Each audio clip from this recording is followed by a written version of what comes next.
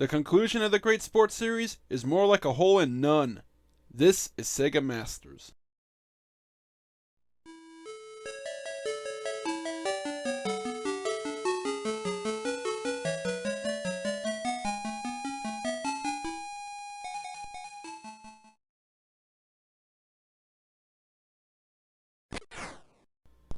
We're about to finish the Master System lineup for 1987, and today's video brings us closure to what was a major part of the console's releases during that year. For today we have Great Golf. At last the final entry in the deceptively named Great Sports line. Throughout 1987 we suffered through Sega's various attempts at sports simulations, most of which were failures in their own ways. The series began with Super Tennis, an inferior clone of the Nintendo simulation of said sport with some wacky physics and horrible audio thrown in. Then there was Great Ice Hockey, what probably could have been a decent hockey game done in by requiring the horrid sports pad controller and is thus unplayable without it. The somewhat competent Great Baseball seemed to offer a little bit of hope in the sports line, even though it was basically a clone of Nintendo's baseball with an innovative facade built onto it. Sadly, that small bit of momentum was ruined by Great Football, and its seemingly incomplete solo mode that only allowed you to play offense. Great Volleyball was the best simulation of its sport on the Master System by default, despite being based on the indoor version and not the more popular beach variation. Great Basketball tried to introduce hoops action to the Master System, only to fall flat on its face with its wonky action. And Great Soccer's clunky gameplay caused it to botch its chance to treat Sega gamers to the world's favorite sport. And that brings us to Sega's attempt at golf. Since a golf simulation was a requirement on any gaming console even during the pre-Tiger Woods years. But just like Great Baseball and Great Soccer, this is Sega's first golf cartridge for the Western market, yet the second to use the name Great Golf.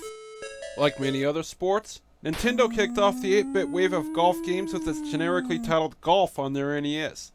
It may seem rather crude and clunky nowadays, but for the longest time Nintendo's cartridge was seen as the benchmark of golf sims, and many of the golf games that followed simply used the same core gameplay, just adding different features.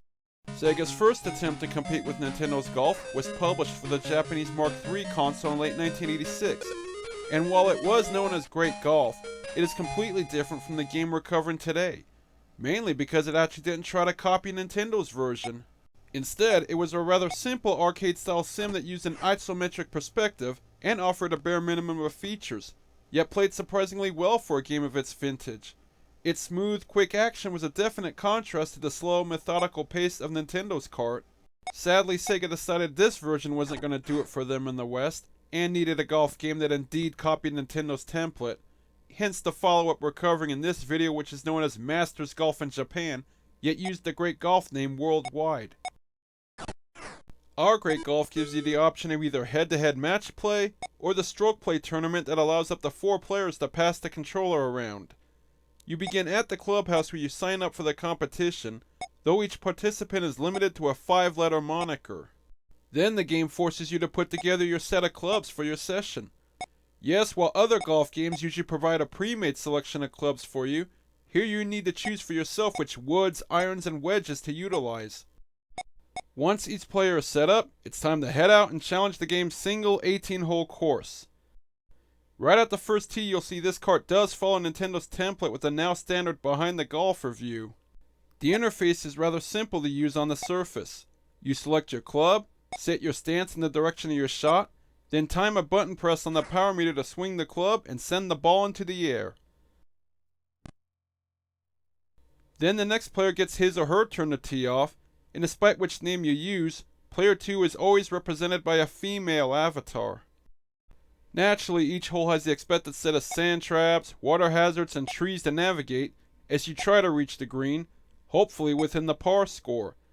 The sidebar on the left side of the screen features a small bird's eye view of the course, as well as the wind speed and direction.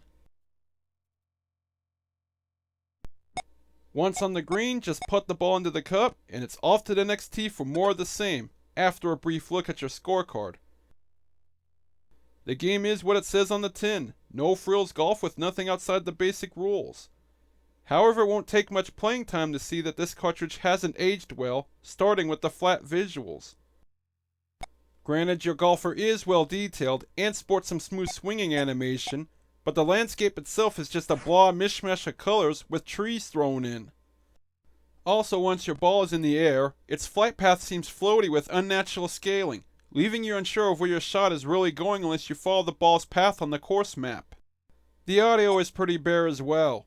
In fact, most of the game is played in almost total silence. No background music or crowd noise is featured to punch up the action, and the only sounds around are some annoying beeps during the menus and a muffled voice clip that plays when you get on the green. And just like the other great sports games, Great Golf is done in by some seriously flawed gameplay. The action itself is pretty vanilla with nothing to help it stand out from other golf cartridges, and it unfolds at a rather sluggish pace. Especially since it takes a few seconds for the screen to redraw itself after every shot, forcing you to sit there until it's ready. Having to wait forever just to take your next swing gets annoying quickly, and with multiple players, this can make contests seemingly last an eternity. If anything, this card is actually missing some of the standard features, which tilts the gameplay from boring to frustrating. While most golf games offer a caddy feature that suggests a club to use for your next shot, you get no such aid here. Nor does the card remind you of each club's distance on the screen. You're basically left guessing on your own which wood or iron to use in each situation. And if you guess wrong, you'll most likely end up repeatedly overshooting the green or even sending your ball out of bounds. Putting is also much more complicated than it should have been. Don't be fooled by the fact that the green looks flat on the main screen. Each one has a few hills and slopes that can misdirect your ball, unfairly adding a few more strokes to your score if you're unaware. You're forced to constantly push button 1 to use the eyeball feature to get a clear view of the landscape so you can get your ball into the cup. There's no reason Sega couldn't have provided a more detailed diagram of the green, like most other golf games in existence. Should you slog through all 18 holes, you're just given your final standing and the game ends with no other competitions or courses to challenge. You can't save your scores either, giving you even less of a reason to keep coming back. Not much is left to say about Great Golf. It's not the worst golf title out there, but its many flaws and dated gameplay make it ultimately forgettable. Much better golf games have come along since 1987, especially for the Master System, so there's no reason to tee this disappointment up.